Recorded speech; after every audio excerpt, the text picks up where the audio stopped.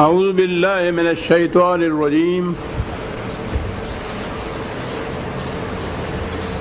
بسم اللہ الرحمن الرحیم۔ عزیزان من، آج جون 1982 کی 11 تاریخ ہے اور درس قرآن کریم کا آغاز سورہ الحجرات کی آیت 16 سے ہو رہا ہے۔ آخری 3 آیتیں ہمارے زیر درس ہوں گی آج۔ سابقہ درس کی آیات میں تو یہ چیز آئی تھی، کہا یہ گیا تھا کہ یہ اعراب یہ دعویٰ کرتے ہیں کہ ہم ایمان لے آئے، ان سے کہیے کہ یہ نہ کہیں، ان سے یہی کہیے کہ ہم نے اس اسلامی نظام یا حکومت کے سامنے سر تسلیم خم کر دیا ہے۔ ایمان ان کے دل کی گہرائیوں میں ابھی اترا نہیں، اور اس کی نشانی، علامت یا ثبوت یہ ہوتا ہے کہ یہ کس حد تک قوانین خداوندی کی اطاعت کرتے ہیں۔ تو یہ اگر ان کی اطاعت کرتے رہے تو پھر اس کی یہ دلیل ہوگا کہ ایمان ان کے دل میں اتر گیا ہے۔ تو میں نے عرض کیا تھا کہ قرآن کی روح سے ایمان کہا ہی اس وقت جائے گا جب کہ اس کا مظاہرہ قوانین خداوندی کی اطاعت سے ہو۔ محض چند الفاظ دہرا دینا تو اسے ایمان نہیں کہا جا سکتا۔ اب اگلی آیت یہ ہے، قُلْ أَتُعَلِّمُونَ اللَّهَ بِدِينِكُمْ، کہا کہ اس طرح سے زبانی چند الفاظ دہرانے سے تم سمجھتے ہو کہ تم صاحب دین ہو گئے، تو تم خدا کو اپنے دین کی اطلاع دیتے ہو کہ یہ دیکھ لیجئے۔ تو کہا کہ یہ چند الفاظ دہرا دینے سے تو یہ بات نہیں، تم اطلاع کیا خدا کو دو گے؟ واللہ یعلم ما فی السماوات و ما فی الارض واللہ بکل شیء علیم، وہ تو کائنات کے ذرے ذرے کا علم رکھتا ہے۔ اس لیے یہ سوال ہی نہیں ہے کہ تم چند الفاظ دہرا کر خدا کو یہ اطلاع دے دو کہ دیکھ لیجیے صاحب ایمان ہو گئے، ہم ایمان لے آئے۔ اس کی ضرورت نہیں ہے، ہم جانتے ہیں کہ جو کچھ تم کر رہے ہو یہ کیا ہے۔ بڑی اہم آیتیں ہیں، جہاں تک وہ تو قرآن قیامت تک کے لیے ہے، یہ بات اس زمانے کے اعراب کی نہیں کر رہا۔ اس زمانے میں وہ مخاطب سے ان سے بات کی، آج ہم مخاطب ہیں، ہم سے وہ بات کہہ رہا ہے کہ کس طرح سے تم دعویٰ ایمان کر سکتے، اور پھر یہ کہ چند الفاظ دہرا کر، اور دہرا کے ہی نہیں، ہم کوٹھے پہ چڑھ کے جناب دعائی دے دے کر جسے ہم کہتے ہیں، ہم آپ کو لاؤڈ اسپیکروں کے ذریعے سے ہم اس تک خبریں پہنچاتے ہیں۔ تو کہا کہ یہ چیزیں ان الفاظ کے دہرا دینے سے تم ہمیں اس کا مطلع کر رہے ہو کہ ہم ایماندار ہو گئے، ہم دیانتدار ہو گئے، ہم صاحب ایمان ہو گئے، ہم ایمان لے آئے، ہمیں علم ہے کہ یہ کیا ہے۔ تو وہ جانتا ہے ہم سے کہ ہم کیا کر رہے ہیں۔ اگلی بات کہی ان اعراب کے متعلق کہ یمنون علیک ان اسلموا، وہ کہا تھا کہ ایمان تو خیر یہ لائے نہیں، ایمان اس کو ابھی کہا نہیں جائے گا، وہ تو اس وقت کہا جائے گا جب ان کے اعمال و کردار اور سیرت اس کا ثبوت دیں جو ایمان لائے ہیں، یہ کہ خدا کے قوانین کی اطاعت کس حد تک کرتے ہیں۔ یہ کہا کہ ان سے کہیے کہ ہم تو صرف ہم نے سر تسلیم خم کیا ہے، یا اسلام لائے ہیں جسے ہم اپنے الفاظ میں کہتے ہیں کہ اتنے سے ہی تم پر کچھ احسان دھر رہے ہیں کہ بہت بڑا احسان کیا انہوں نے کہ جناب آپ کی جماعت میں شامل ہو گئے، اسلام لے آئے، ایمان لے آئے، بہت بڑا احسان کیا ہے۔ قُلْ لَا تُمُنُّوا عَلَيَّ إِسْلَامَكُمْ، کہا تم تو ان سے یہ کہہ دو کہ جو کچھ تم یہ ایمان لائے بھی ہو، اسلام لائے ہو، تو اپنے اسلام کا احسان میرے سر پہ نہ دھرو کہ مجھ پہ کوئی احسان کیا ہے تم نے۔ دنیا میں تو یہ چیز ہے، یہ پارٹیاں بنتی ہیں ہمارے ہاں، پارٹیوں میں ممبروں کی تعداد بہت بڑا اثر رکھتی ہے۔ انہوں نے ووٹ لینے ہوتے ہیں، انہوں نے پھر الیکشن لڑنے ہوتے ہیں، ان الیکشنوں میں وہ ووٹ ڈالتے ہیں، تو کبھی تو ایک ووٹ بھی اتنا وزنی ہوتا ہے کہ وہ ادھر ادھر مارے مارے پھرتے ہیں کئی کئی دن ایک ایک ووٹ کو، ایک ایک شخص کو اپنے ساتھ شامل کرنے کے لیے، اور وہ ساتھ شامل ہو جائے تو اس کا ووٹ جو ہے کئی دفعہ ڈیسائسو ہوتا ہے، فیصلہ کن ہوتا ہے۔ تو وہاں تو یہ صورت ہے کہ وہ اگر آ گیا ہے کوئی اس پارٹی کے اندر تو وہ پارٹی والوں پہ احسان دھرے گا کہ میں آیا ہوں تو تمہاری جیت ہوئی ہے۔ کہا ان سے کہو کہ وہ تم پر یہ احسان نہ دھریں کہ تم اسلام کی پارٹی میں داخل ہو گئے، یہ پارٹی نہیں ہے کوئی بھی، اس میں اس کا تو اپنا فائدہ ہی کوئی نہیں ہے، نہ ہی اس کثرت سے کچھ اس پارٹی کا فائدہ ہے، یہ تو خود تمہارا فائدہ ہے اس میں۔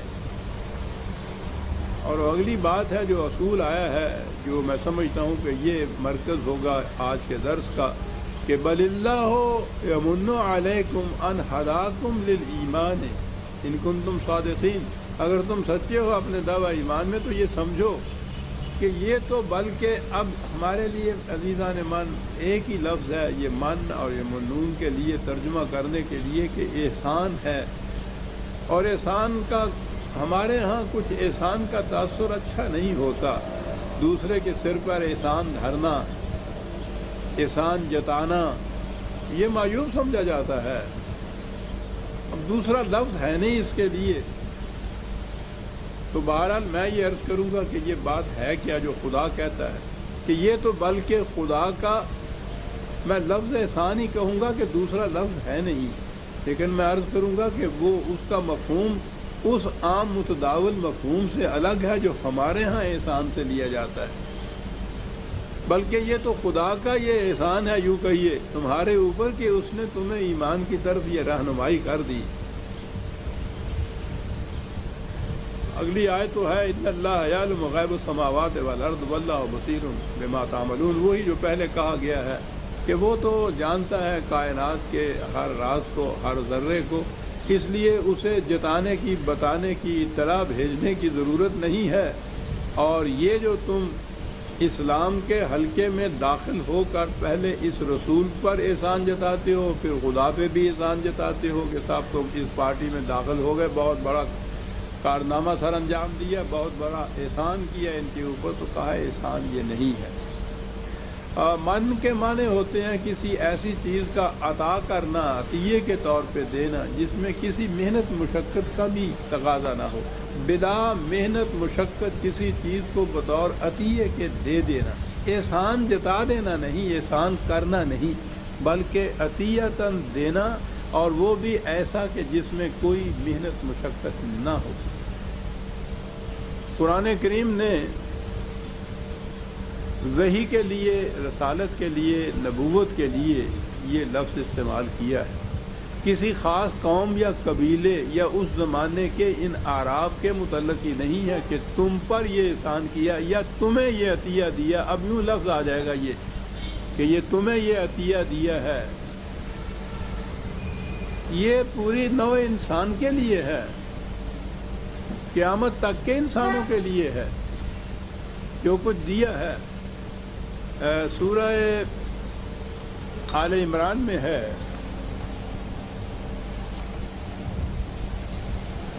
3/163 3/163۔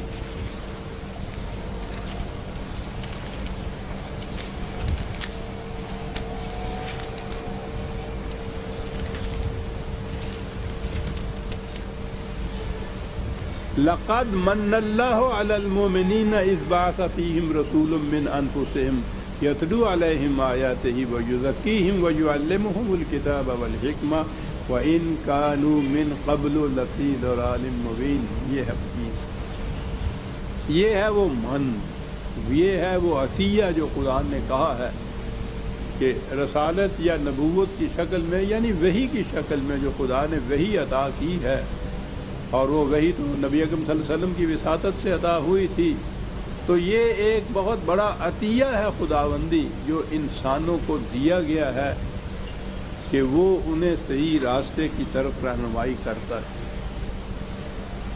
یہ کیا چیز ہے؟ وحی کو یہ کہہ کے کیوں بتایا گیا؟ یہ کیا چیز ہے جو انسانوں کو دی گئی ہے؟ یہ نہ دی جاتی تو انسانوں کی کیا کیفیت ہوتی؟ یہ بڑی اہم چیز ہے سمجھنے کی. اسی سے پتہ چلتا ہے کہ وحی کی اہمیت کیا ہے، اور یہ جو خدا نے انسانوں کو وحی دی ہے واقعی یہ کتنا بڑا انعام ہے اس کی طرف سے، یوں کہہ لیجئے اتنا بڑا عطیہ ہے اس کی طرف سے، اور جس کی کوئی قیمت ہی نہیں لگائی جا سکتی، اور یہ بلا مزد و معاملہ بلا مشقت ملا ہے.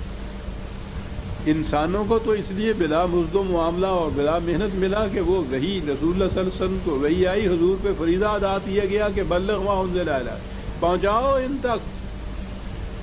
تو جن تک یہ پہنچایا گیا اور یہ کہا گیا کہ لا اسألکم علیہ من اجر، میں اس کے بدلے میں تم سے کوئی معاوضہ نہیں مانگتا.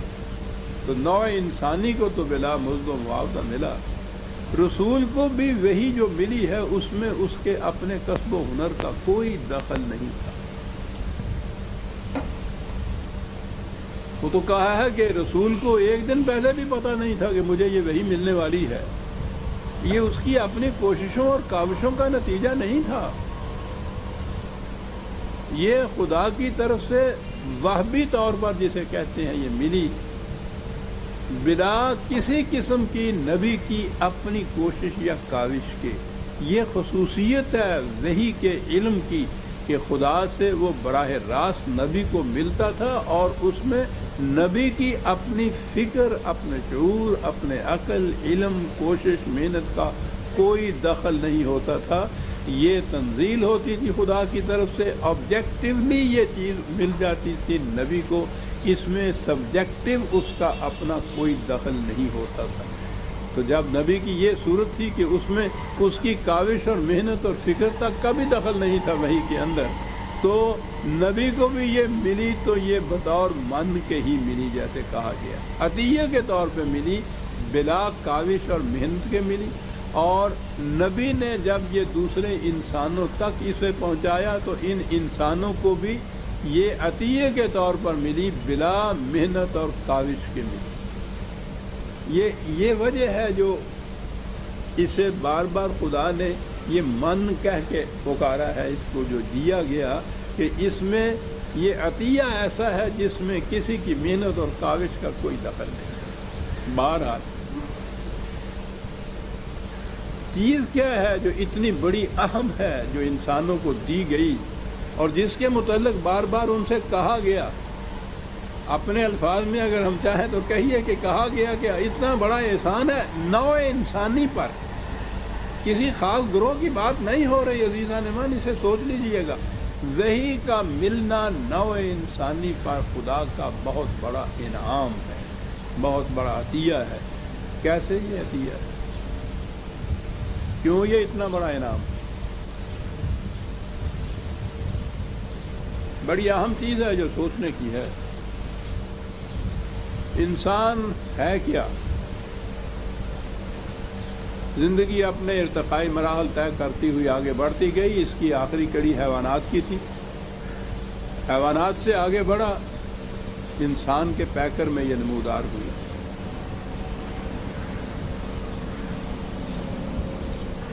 انسانی زندگی جو اس کی طبعی زندگی ہے، فزیکل لائف ہے، اس میں بہت سا عنصر حیوانی زندگی کا ہے. وہ ایسا ہے کہ دونوں میں امتیاز ہی نہیں ہے. جس انداز سے حیوان زندہ رہتا ہے اسی انداز سے انسان زندہ رہتا ہے. کھانے سے، پینے سے، سانس لینے سے، سونے سے، یہی چیزیں ہیں نا. اسی سے انسان زندہ رہتا ہے، اسی سے حیوان زندہ رہتا ہے. یہ الگ بات ہے کہ وہ کھانے کی نوعیت کیا ہے، وہ تو دوسری چیز ہے، لیکن اصولاً جو زندہ رہنے کے لیے جو اسباب ہیں وہ تو یہی ہے نا. کھانا، پینا، سانس لینا، سورج کی روشنی سے فائدہ اٹھانا، حرارت سے فائدہ اٹھانا، سو جانا، یہ ہے. اور یہ انسان اور حیوان میں مشترک ہے. وہ عام طور پہ جو یہ محققین ہیں ان علوم کے، انہوں نے کہا کہ بنیادی طور پر 3 چیزیں ہیں ایسی حیوان اور انسان میں مشترک، یا انسان جو آگے بڑھا ہے تو یہ حیوانی زندگی جو پچھلی اس کی تھی اس سے یہ تین چیزیں اپنے ساتھ لے کر آیا ہے: سیلف پریزرویشن، تحفظ خیش، اپنے آپ کو محفوظ رکھنا، اپنی زندگی کو، جان کو محفوظ رکھنا۔ پہلی چیز یہ ہے سیلف ایگریشن، تغلب خیش، غالب رہنا دوسرے سے، اتنی قوت اپنے اندر رکھنا جس سے یہ اپنی حفاظت کر سکے، دوسرے کے مقابلے میں دوسرے پہ غالب رہے۔ اور سیلف پروکریشن، اپنی نسل کو آگے بڑھانا۔ یہ تین چیزیں یہ لے کے آیا حیوانات کے ساتھ۔ یہ چیزیں جو ہیں حیوانات کے اوپر فطرت کی طرف سے کنٹرول ہے کہ وہ حیوان انہیں اسی حد تک استعمال کرے جس حد تک وہ اس کے لیے مفید ہے۔ فطرت آگے بڑھنے نہیں دیتی، کتنا ہی زیادہ چارہ کیوں نہ رکھا ہو، جب پیٹ بھر جاتا ہے بیل کا تو وہ فطرت خود کنٹرول کر لیتی ہے، باقی چارہ وہ چھوڑ دیتا ہے، بیٹھ جاتا ہے آرام سے۔ یہ ایگریشن اس کا بھی جو ہے وہ اس حد تک ہی ہوتا ہے کہ شیر کو ضرورت ہوتی ہے کہ وہ ہرن کو چیر پھاڑ کھائے۔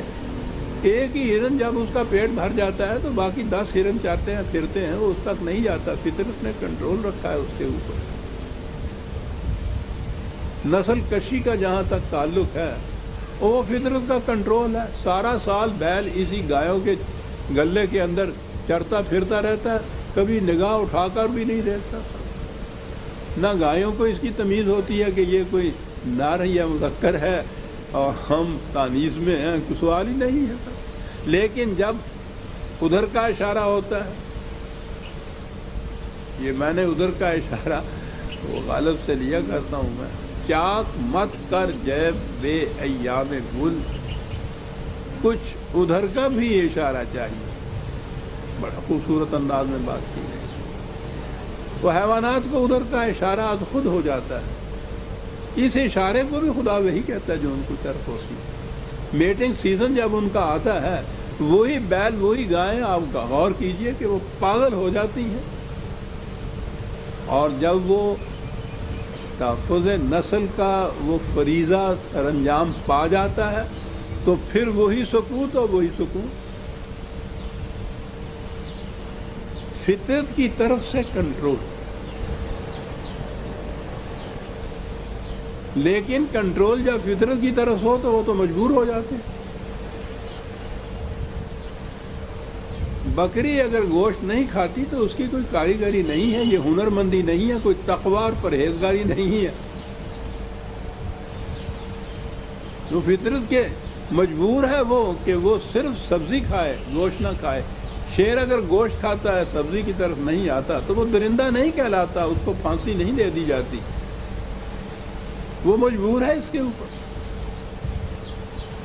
فطرت نے کنٹرول اپنا رکھا تو مجبور کر دیا حیوانات۔ انسان کی پیکر میں زندگی آئی تو ایک خصوصیت یہ ہوئی کہ اسے صاحب اختیار بنا دیا، جی چاہے تو یہ کرے، جی چاہے تو وہ کرے۔ کنٹرول فطرت نے اٹھا لیا۔ اب غور کیجئے کہ وہ تقاضے تو حیوانات کے ہوں، کنٹرول فطرت کی طرف سے اٹھ چکا ہو، یہ ہوں صاحب اختیار و ارادہ، اور یہ کوئی ایک ایک غار میں یا پہاڑ کی چوٹی پہ بیٹھا ہوا نہ ہو، رہیں یہ مدنی طبع ہے، رہے یہ آپس میں مل جل کر، اور ہر فرد صاحب اختیار ہو، ہر فرد اپنے لیے سیلف پریزرویشن کے لیے سامان اور ذرائع، اور بیل کی طرح نہیں کہ پیٹ بھر گیا تو ختم کیا۔ الحاکم التکاثر حتی زرتم المقابر، اس کی ہوس کا کوئی ٹھکانہ ہی نہیں، چلا ہوا ہے۔ اب ہر فرد، کروڑوں میں سے ہر فرد، اندر کا تقاضا یہ ہے کہ زیادہ سے زیادہ میں حاصل کروں، صاحب اختیار ہے۔ اب یہ ڈیوائس کرتا ہے، مینز جسے آپ کہتے ہیں، عجیب عجیب طریقے اختیار کرتا ہے، پھر وہ حیوان تو طریقہ ہی کوئی نہیں اختیار کر سکتا۔ وہ کتنا ہی بھوکا کیوں نہ بندر ہو اور درخت کے اوپر ٹنگا ہوا ایک پھل ہو، وہ نیچے بیٹھا دیکھے گا، ہاتھ اٹھائے گا، نہیں پہنچ سکتا تو بے بس، اسے اتنا بھی نہیں آتا کہ ڈنڈا کہیں سے لا کے اس کو جھاڑ دے۔ اور اس کی کیفیت یہ ہے کہ یہ چاند کے ذخائر بھی لوٹ کے لے آتا ہے۔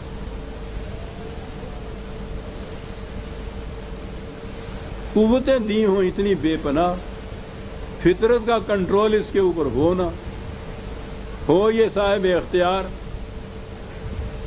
اور اکٹھا رہنا ہو انہوں نے،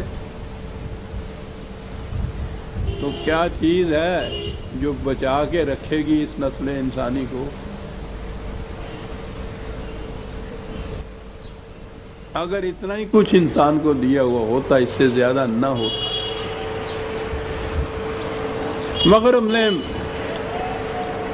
بہت کاوش کی تو ان سے کہا کہ جی ٹھیک ہے، انسان کو عقل دی گئی ہے، عقل کے ہاتھوں ہی تو سارے وہ نعرہ ہیں، جہنم بن رہا ہے سارا مغرب، مغرب کے ساتھ کمبختوں نے مشرق کو بھی یہ کچھ بنا دیا۔ بیٹل آف وٹس، جنگی عقول جو ہے وہ عقل کی جنگ چل رہی ہے، دو فردوں میں چلتی ہے یہاں۔ جو زیادہ کاریگر ہوتا ہے، کاریگر کیا ہوتا ہے؟ وہ عیار زیادہ جو ہوتا ہے، جس کی عقل دوسرے کے مقابلے میں زیادہ تیز ہوتی ہے، وہ فریب دے جاتا ہے، اس کو جل دے جاتا ہے۔ اسے بعد میں بات سمجھ میں آتی ہے کہ صاحب میری بات ہی سمجھ میں اس وقت نہیں آئی جو اس کہہ رہا تھا، میں اس کے فریب میں آ گیا، میں اس کے دھوکے میں آ گیا۔ یہ روز فریب اور دھوکے میں کیا آنا ہے؟ تیز عقل والا جو ہے وہ کم عقل والے کو ہمیشہ اس طرح سے جل دے جاتا ہے۔ فرد اسی طرح سے دیتا ہے، قومیں اسی طرح سے دیتی ہیں۔ یعنی وہ جو ایک خصوصیت عطا ہوئی تھی انسان کو، جسے عقل کہا جاتا ہے، اس کی کیفیت یہ ہے کہ وہ عقل ہی کی تو لڑائی انسانوں کے اندر ہو گئی۔ اب کیا ہوا؟ تقاضے ہوئے حیوانیت کے، اور وہ ہوئے بے حد و نہایت، اس پہ کوئی حد نہیں۔ ان کو حاصل کرنے کے لیے یہ اسے عقل دی گئی، اس نے اس کے لیے ذرائع اور اسباب مہیا کیے، جان تک جانے کے۔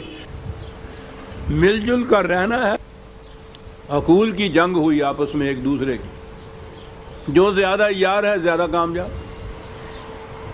پس گئی انسانیت، لٹ گئے غریب۔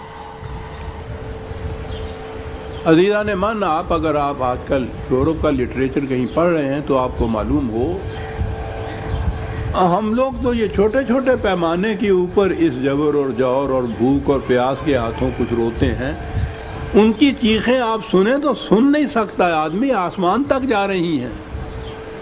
وہ اس لیے کہ وہ اجتماعی اور قومی چیخیں ہیں ان کی، قوموں کے اوپر جو قوموں کے ہاتھوں بیت رہا ہے۔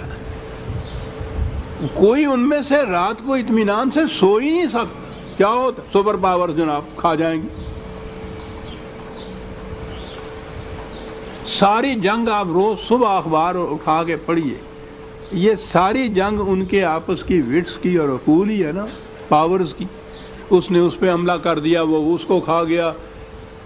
یہ عجیب قیامت ہے انسانی، قیامت ہے کہ انسان نوع انسان کا شکاری ہے۔ ایک چیز جسے اس نے کہا تھا کہ وہ بہت بڑی چیز تھی جو ہمیں حاصل ہوئی، یعنی عقل انسانی۔ عقل ایک صلاحیت ہے، عقل ایک تلوار ہے، جس کے ہاتھ میں جس طرح وہ استعمال کر۔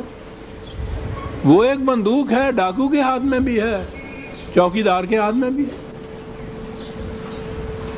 وہ بجائے خیش وہ نہ نیک ہے نہ بد ہے۔ یہ اس کا کام نہیں ہے کہ وہ یہ طے کرے کہ مجھے ظالم کے سینے میں گولی پیوست کرنی ہے۔ بندوق یہ نہیں کر سکتی۔ وہ تو بندوق چلانے والا جو ہے اس کا فیصلہ ہے۔ ڈاکو ہے تو جہاں سے اس نے کچھ چھیننا ہے اس کے سینے میں پیوست کر دے گا، وہ کتنا ہی مظلوم کیوں نہ ہو۔ کوئی اگر مظلوموں کا ہمدرد ہے، میں نے اسی لیے کہا کہ اگر کوئی ہے یہاں، تو اگر کیا نہ پڑتا ہے، نظر ہی کوئی نہیں آتا، تو بہرحال اس کی بندوق تو یہ اسے کہے گی نا کہ نہیں، ظالم کے سینے میں مار، مظلوم کے سینے میں نہ۔ یہ بات کون کہے؟ انسان کی عقل تھی، اور عقل کا تقاضا اس فرد یا اس قوم کے مفاد کا تحفظ ہے جس کی وہ عقل ہے۔ جوڑ کے الفاظ میں انسانی عقل تو اسی طرح اپنے مفاد کے پیچھے چلتی ہے جیسے کتے کے پاؤں اس کے ناک کے پیچھے چلتے ہیں۔ بڑی عمدہ تشبیہ ہے۔ اس کی ناک رہنمائی کرتی ہے نا کہ وہاں ہے وہ گوشت پڑا ہوا، یہ ٹانگیں نہیں فیصلہ کرتی، وہ چلتی چلی جاتی ہیں جدھر اس کی ناک چلاتی ہے۔ کہا یہ انسانی عقل تو کتے کی ناک ہے، جہاں یہ اپنے شکار کی بو سونگتی ہے اس کی ٹانگیں اس کے پیچھے پیچھے چلنے شروع کر دیتی۔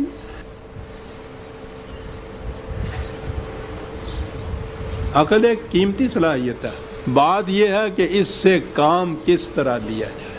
اقبال کے الفاظ میں بہت کچھ لکھا ہے اس نے اس عقل کے خلاف۔ آدمی اندر جہان خیر و شر، کم شناست نفع خود را از ضرر۔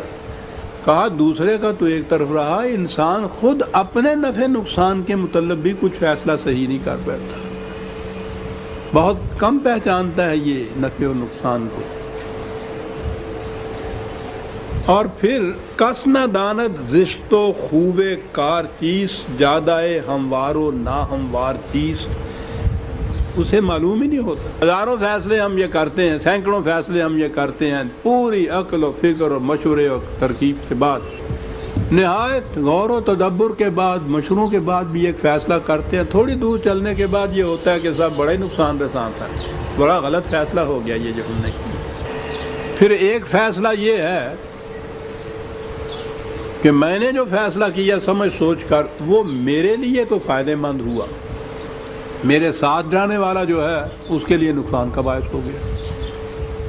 اس فیصلے کو کیا کہیں گے آپ؟ زیادہ سے زیادہ اگر عقل صحیح کام بھی کرے تو جس کی یہ عقل ہے اس کے فائدے کی بات کرے گی نا۔ اقبال اسے عقل خود بھی کہتا ہے۔ عقل خود بھی غافل از بہبود غیر، نفع خود بیند نہ بیند سود غیر۔ ہر شخص اپنا فائدہ کوئی، جو یہ نہیں سوچتا اسے پاگل کہتے ہیں، پاگل ہو گیا، اسے اپنے نفع نقصان کی بھی پہچان نہیں رہی۔ یعنی پاگل وہ ہوتا ہے اپنے نفع نقصان۔ تو زیادہ سے زیادہ جو عقل نے کام دیا وہ یہ ہے کہ اپنا ایک فرد کا یا پھر ایک قوم کا نفع جو ہے اس کے لیے یہ کرے، دوسروں کی اس کے فکر نہیں ہے۔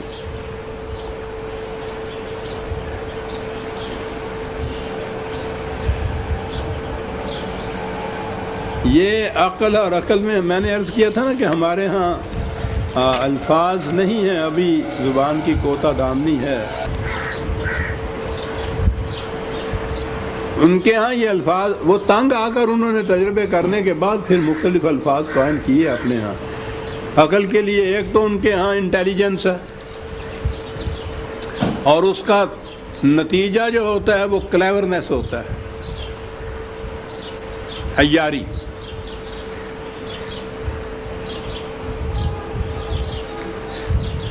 اقبال نے بھی تو یہ کہا ہے کہ عقل عیار ہے، 100 بھیس بنا لیتی ہے، عشق بیچارہ نہ صوفی ہے نہ ملا نہ حکیم، عقل عیار ہے 100 بھیس بنا لیتی ہے۔ انٹیلیجنس ان کے ہاں اس کا نتیجہ کلیورنس ہوتا ہے، اور دوسری چیز ان کے ہاں ہوتی ہے جسے ریزن کہا جاتا ہے، اس کا نتیجہ ان کے ہاں وزڈم ہوتی ہے۔ عجیب الفاظ ہے۔ اور آپ وجد میں آ جائیے تو پھر آئیں گے قرآن کی طرف۔ پھر ریزن کے متعلق ان کے ہاں ڈیفینیشن یہ ہے کہ to see things as they are, معاملات کو، حقائق کو، چیزوں کو اپنے رنگین چشمے سے نہ دیکھنا، وہ فی الحقیقت جیسے ہیں ان کو اس طرح سے دیکھنا۔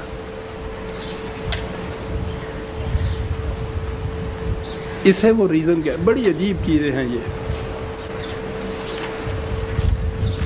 اب یہ چیز کہ کوئی بات جو کرنی ہے اس میں یہ چیز دیکھنا کہ فی الحقیقت یہ نفع بخش ہے یا نقصان دہ، فی الحقیقت. اور پھر نفع بخش کس کے لیے ہے؟ فرد کے لیے نہیں، قوم کے لیے نہیں، پوری انسانیت کے لیے. قرآن نے کہا کہ یاد رکھو یمکث فی الارض ما ینفع الناس، بقا صرف اس عمل کے لیے ہے جو پوری نوع انسانی کے لیے نفع بخش ہے. اب یہ بھی جو طے کرنا ہے کہ وہ چیز نفع بخش ہے، یہی چیز تھی نا جو عقل نے طے کرنی تھی کہ نفع بخش ہے. کس کے لیے نفع بخش؟ کہتا جس کی وہ عقل ہے اس کے لیے نفع بخش تو وہ یوں فیصلہ کر دے گی. یہی تو اس کی کلیورنس. فیصلہ یہ کرے کہ نوع انسانی کے لیے نفع بخش کون سی چیز ہے.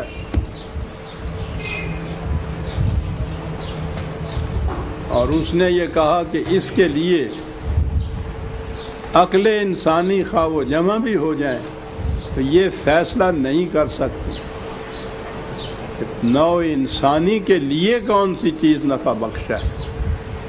وہ جو ریزن کی ڈیفینیشن ہے جو to see things as they are, جیسی وہ ہے چیز ویسا دیکھنا، اس میں کسی کے جذبات کو دخل نہ ہو، عقل ہیلا جو کو دخل نہ ہو، انسان کے جذبات مفاد پرست کو دخل نہ ہو، ان چیزوں کو دخل نہ ہو، تو یہ تو کسی انسان سے بھی ممکن نہیں. ساری انسانیت بھی مل جائے تو اس سے ممکن نہیں. ان کے فیصلے میں تو کہیں نہ کہیں کوئی شائبہ ایسا آ جائے گا، انسانیت نہیں اس سے ورے کا فائدہ جس کے اندر مضمر ہوگا. یہ فیصلہ اس قسم کے جذبات، اس قسم کے تاثرات، ان رنگینیوں سے بلند خارج میں آبجیکٹیولی وحی خداوندی کر سکتا ہے، کوئی اور نہیں کر سکتا. خدا جذبات سے بلند ہے، کوئی اور جذبات سے بلند نہیں ہے.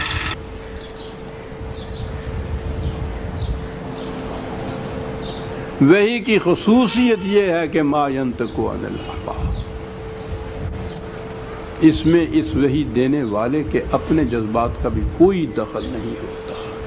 خالصتاً اسی لیے اس کے لیے نزول کا لفظ آیا ہے کہ اس میں بار بار عرض کر چکا ہوں، یہ انگریزی کا ہی لفظ ہے جو خارجی اس میں جو کہے گی، خارجیت کہنے سے تو بات کچھ اور ہو جاتی ہے. آبجیکٹیوٹی جسے آپ کہتے ہیں، انسان کی کسی قسم کے بھی جذبات اور عقل و فکر و دلائل کا کوئی دخل نہ ہو، خارج میں ایک حقیقت جیسے وہ ہے ویسے وہ آئے.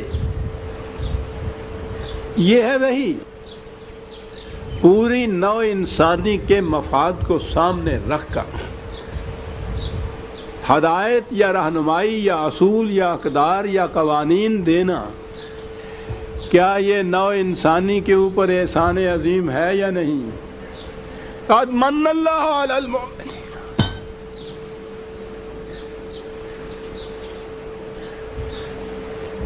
لفظ احسان مجھے بولنا پڑا، ہم اس کے ممنون کرم ہیں. پھر اقبال نے یہ بات کہی تھی کہ عقل خود بھی غافل از بہبود غیر، نفع خود بیند نہ بیند سود غیر، اور وہی حق بینندہ سود ہما. یہ فرق ہے عزیز مان، در نگاہش سود و بہبود ہما. پوری نوع انسانی کی منفعت جو ہے جس کے سامنے وہ ہے وحی خداوندی. اس سے نیچے، اس سے ورے کس ممکن ہی نہیں ہے کوئی کہ پوری انسانیت کے نفع اور نقصان کے لیے فیصلہ کر سکے. اس کا نام ہے جی وحی خداوندی. سوچئے کہ انسان جس حیات کے اندر پیدا کیا گیا، حیوانی جذبات، انسٹنکٹس، جبلتیں، یہ اس کے اندر داخل ہیں. اس نے زندہ رہنا ہے. اس نے اپنے آپ کو محکم بھی رکھنا ہے، اس نے افزائش نسل بھی کرنی ہے، اس نے اکٹھا بھی رہنا ہے، اور ان تمام کے لیے کوئی کنٹرول فطرت کی طرف سے اس کے اوپر نہیں ہے۔ صاحب اختیار ہے، حیوانی جذبات ہیں، صاحب اختیار ہے، مل جل کر رہنا ہے، اور پھر جو اپنی اصلی قوتیں ہیں وہ بے پناہ ہیں، اتنی وسعت اس کی صاحب۔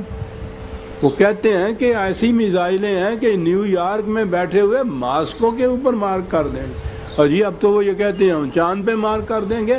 وسعتیں ایسی اس کی صلاحیتوں کی، اور کنٹرول کوئی نہ اس کے اوپر لے دے کے ایک عقل دی تھی، اور عقل کا فریضہ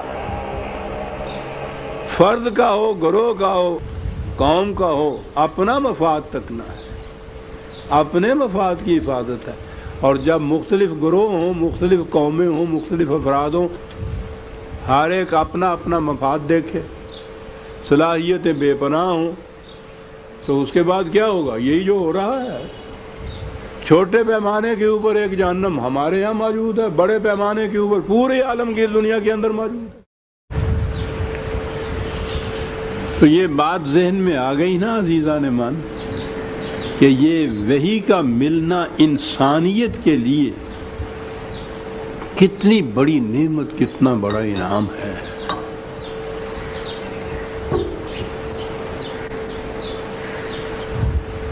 لیکن اس کا کام تو وحی کا دے دینا نا، صرف وحی کے مطابق زبردستی چلانا اگر ہو تو وہ تو حیوانی سطح کے اوپر آ گیا، پھر وہ تو مجبور ہو گیا۔ یہ پھر وہاں فطرت کا کنٹرول تھا، یہاں بھی وہ فطرت ہی کا کہہ لیجیے، اور اس کا کیا نام رکھیں گے آپ؟ یہی تو شرف انسانیت ہے کہ وہ اس کے اختیار کو چھینتا نہیں، بڑی چیز ہے۔ اور خدا ہونا تو جچتا ہی اسی کو ہے کہ اتنی بے پناہ قوتوں کا مالک سامنے دیکھ رہا ہے کہ یہ سارا کچھ کر رہا ہے، کیا مشکل ہے اس کے لیے؟ ایک فرد تو ایک ضرورہ پوری کی پوری قوم کا گلا گھونٹ دے ایک سیکنڈ کے اندر، بالکل نہیں گھونٹتا۔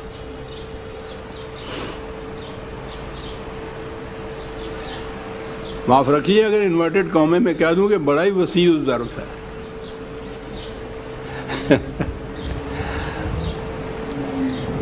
اس لیے کہ اپنا مفاد کوئی نہیں اس کے اندر ہے۔ تو وہی ہے جو نوع انسانی کی مفاد کا تحفظ کر سکتی ہے، اس جہنم کو جنت میں بدل سکتی ہے جس میں انسانیت محفوظ چلی آ رہی ہے۔ یہ کنٹرول جیسا میں نے عرض کیا ہے کہ اس نے رہنمائی دی ہے، اس میں بھی یہ بھی شرف انسانیت ہے کہ دیا ہے وہ کہ جس کے ذریعے کنٹرول ہو۔ کنٹرول خود کیا نہیں ہے اس کے اوپر کہ یہ صاحب اختیار سے مجبور ہو جائے گا، انسان سے حیوان بن جائے گا، نہیں بناتا وہ انسان سے حیوان۔ انسان کو حیوان دوسرا انسان ہی بناتا ہے، خدا نہیں بناتا۔ یہ اس کے اختیارات کو چھینتا ہے، سلب کرتا ہے اپنے فائدے کے لیے، یہ اسے حیوان بناتا ہے، خدا نہیں بناتا۔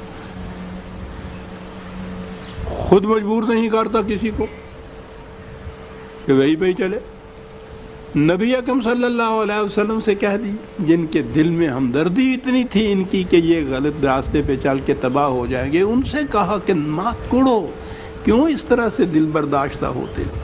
تمہارا فریضہ راستہ دکھا دینا ہے، راستے پر جبرن چلا دینا نہیں۔ جبرن چلانا ہوتا تو ہم پوری نوع انسان کو حیوانوں کی طرح مجبور پیدا کر دیتے، مشکل کیا تھا ہمارے لیے؟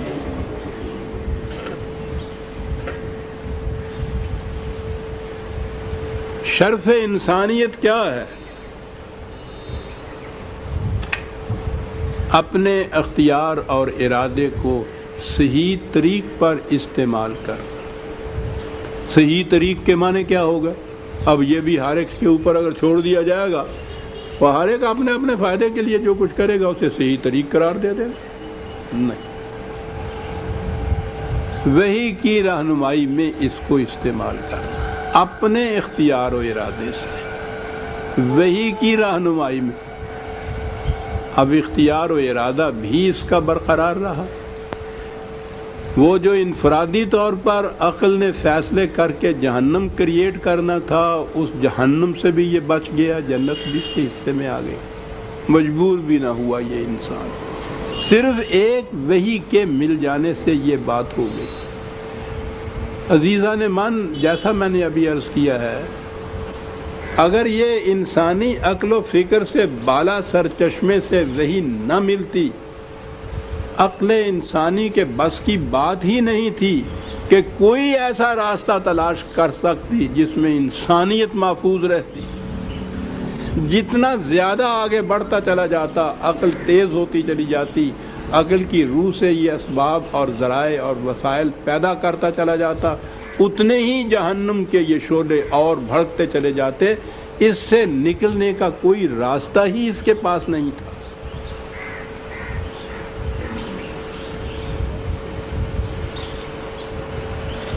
اس انسانیت کو یہ راستہ بتا دینا، پھر میں عرض کروں گا کتنا بڑا احسان ہے اس کا۔ ہم تو قدم قدم کے اوپر اس کے رہینے منت ہے کہ یہ چیز عطا کر دی ہم، اور پھر وہ منفعت اضافی نہیں، اضافی کہتے ہیں میرا فائدہ ہو، صرف فائدہ تو اس میں بھی ہے، ایک ایبسلیوٹ چیز ہوتی ہے، کلی فائدہ ہوتا ہے، ایک اضافی ہوتا ہے کہ صرف میرا فائدہ اس کے اندر۔ انسانیت کے فائدے میں تو میں بھی آ جاؤں گا، اگر فائدہ صرف تنہا میرا ہوگا تو دوسرا انسان بھی نہیں آئے گا، چاہے جائے کہ انسانیت اس کے اندر آ جائے۔ یہ صرف وحی کی روح سے ممکن۔ لیکن جیسا کہ میں نے عرض کیا، وحی صرف دے دی گئی، اس پہ چلنے کے لیے خدا نے انسان کو مجبور نہیں کیا۔ اب اس کے سامنے راستہ کھلا ہوا ہے، جی چاہے تو یہ جہنم کی طرف چلا جائے، جی چاہے یہ جنت کی طرف چلا جائے۔ باقی قوموں کو تو چھوڑ دیجئے، اس سوختہ بخت قوم کو لیجئے، اسے وارث کتاب کہا تھا قرآن میں۔ وہ جو اعراب تھے وہ کیا کرتے تھے، میں آ گیا وہیں پہ، وہ چند الفاظ دہرا لیے تھے نا انہوں نے، اور کہہ دیا تھا کہ ہم ایمان لے، اور ان کو پھٹکار دیا تھا کہ ایسی بات مت کہو، ڈانٹ دیا تھا، معاف کرنا، پھٹکار غلط لفظ تھا، کہ یہ الفاظ دہرا دینے سے نہیں ہوتا۔ ہم کیا کر رہے ہیں؟ وحی کے الفاظ دہرا رہے ہیں نا، اتنے دہرا رہے ہیں کہ دنیا میں کم دہرائے گئے ہوں گے ایسے الفاظ، مسلسل صبح و شام، شام و سحر، ہر مہینے میں، ہر سال میں، سال کے ہر دور میں، راتوں میں، دن میں، شبانہ میں، شبینے میں دہرا رہے ہیں۔ وہ کیا کر رہے تھے؟ انہوں نے دہرائے تھے نا کچھ الفاظ، اور کہہ دیا تھا ہم ایمان لائے، اور کہا مت کہو کہ ہم ایمان لائے۔ ہم بھی الفاظ دہرا رہے ہیں۔ اگلی بات جو ان سے کہی تھی کہ ثبوت اس کا یہ ہے، وَإِن تُطِيعُوا اللَّهَ وَرَسُولَهُ لَا يَلِتْكُم مِّنْ أَعْمَالِكُمْ شَيْئًا۔ اطاعت قوانین خداوندی یہ ثبوت ہے ایمان کا تمہارے۔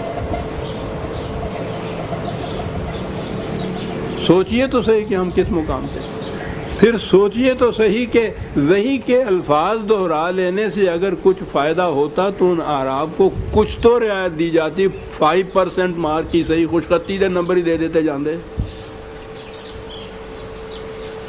نہیں دیے گئے۔ نمبر تو اعمال کے ملتے ہیں،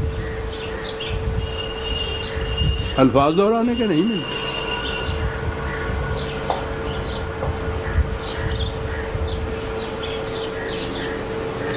کس کام آئی ہے وہی ہمارے؟ اتنی بڑی نعمت جو اس نے دی، وہ قومیں جو بہرحال جہنم میں صحیح بھی اپنی عقلوں سے تو کچھ کام لیتی ہیں، ہم تو ان سے بھی گئے گزرے ہیں، اپنی عقل بھی استعمال نہیں ہو رہی۔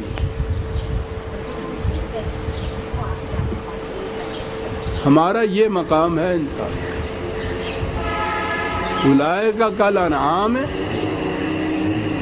کہ جو لوگ اپنی عقل و فکر سے کام نہیں لیتے وہ حیوانی سطح پہ ہوتے ہیں، اور اس کے بعد کہا کہ نہیں بل ہم اضل، ان سے بھی بدتر حالت میں ہوتے ہیں کہ حیوانات کے اوپر فطرت کا کنٹرول تو تھا نا،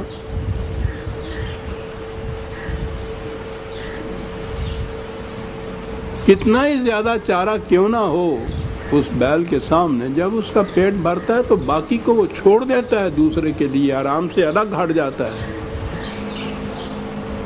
فطرت کا کنٹرول تھا، اس کم وقت پہ وہ کنٹرول ہے نہیں، اور کوئی کنٹرول اپنے اوپر اس نے رکھا ہوا نہیں، اس لیے اس کا بس چلے تو کسی دوسرے کو کھانے کو لیے کہ نہ سمیٹتا چلا جاتا ہے، لوٹتا چلا جاتا ہے۔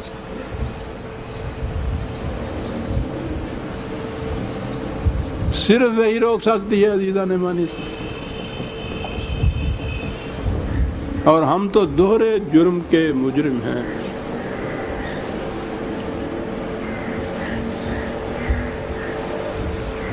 ہم نے خود اس وحی کو چھوڑا،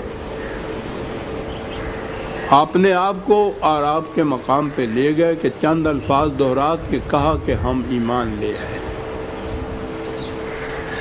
کیا الفاظ ہیں، دہرا دوں پھر؟ قالت الاعراب آمنا،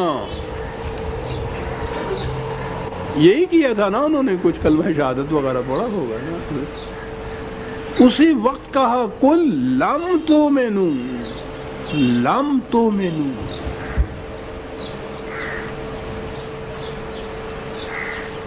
بالکل نہیں، ایمان نہیں تم لاؤ، اور کہا کہ یہ کہو بھی نہیں، قولوا اسلمنا ولما يدخل الایمان فی قلوبکم۔ یہاں سے بات چلی، اور میں نے یہ آج عرض کیا تھا کہ خدا نے جو کہا ہے کہ یہ اتنی بڑی یہ نعمت یہ تو تھی، ہم نے پوری انسانیت کو اور اس قوم سے کہا کہ تمہیں اس کا ہم نے وارث بنایا ہے اس کتاب کا، اور اس کا فریضہ قرار دیا ہے، شہداء علی الناس اس قوم کو کہا، اپنے آپ رسول علیکم شہیدہ، خود اپنے آپ پہ وحی کا کنٹرول رکھنا، اور پھر پوری انسانیت پر وحی کا کنٹرول رکھنا۔ بات ہی اتنی ہے، کیونکہ وہ کنٹرول ہمارا اپنا عائد کردہ ہوتا ہے، اس لیے اس میں جبر نہیں ہوتا۔ جبر اس کنٹرول میں ہوتا ہے جو دوسروں کا عائد کردہ ہو۔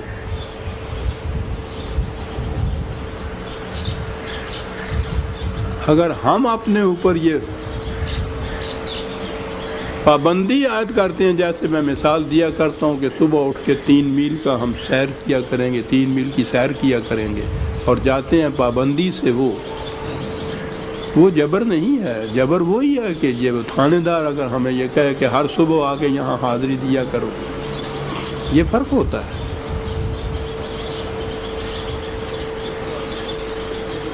تو یہ ہے عزیزان من قرآن کریم کی روشنی میں ہمارا مقام ہے۔ یہ سورہ الحجرات کی آخری آیت تھی۔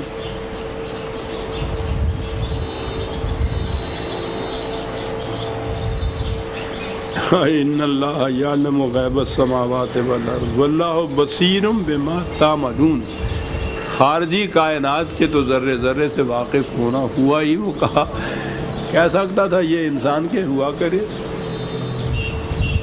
ہمارے ساتھ تو یہ تعلق نہیں ہے، فوراً ہی اس نے کہا۔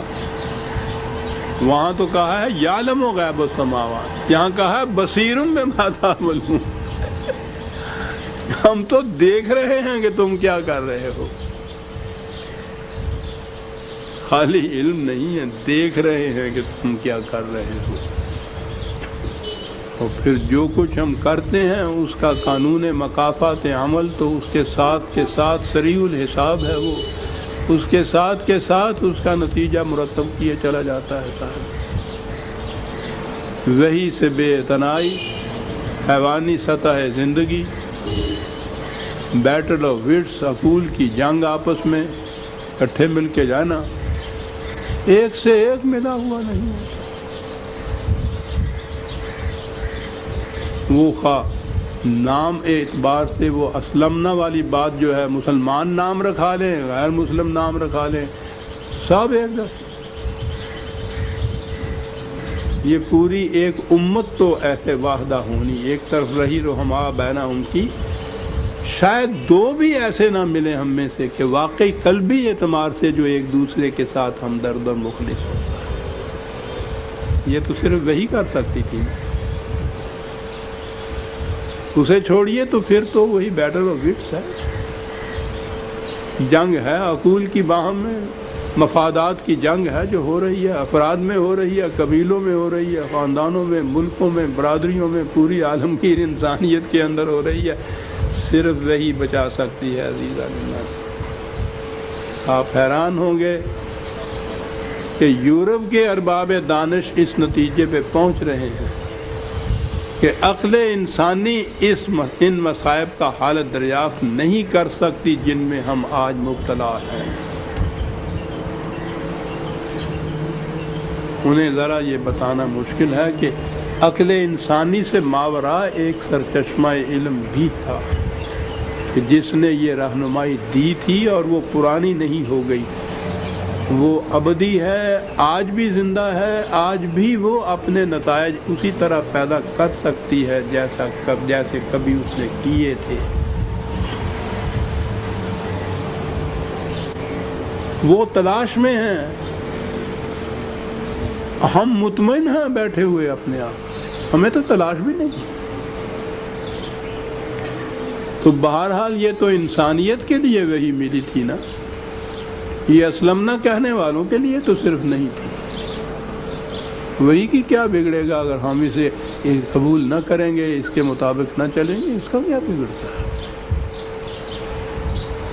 میں سمجھتا ہوں کہ وہ قومیں جو اپنے ناکام تجارب کے بعد اس نتیجے پہ پہنچ رہی ہیں کہ عقل انسانی اس کا حل دریافت نہیں کر سکتا، ان تک کوئی اسباب و ذرائع ایسے ہوں کہ یہ چیز وہی کی پہنچ جائے، ان تک وہ غور کرنے کے لیے تیار ہوں گے، اور وہ قومیں میں سمجھتا ہوں کہ اس کو اپنائیں گی بھی۔